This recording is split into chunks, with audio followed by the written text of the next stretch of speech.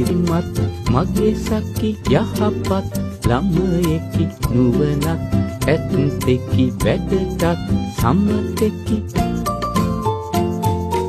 උදයම පුබුදි මුහුණට දියදි කුල දෙවි නමදි ගේ දොර හමදි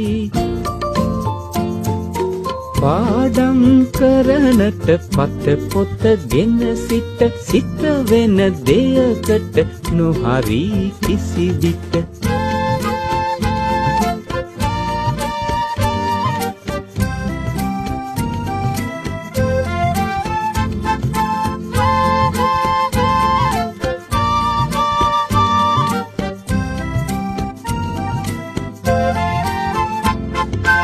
වෙලාව නොවැරද කෑමට ආසන්ද ඔහුට වඩා සොඳ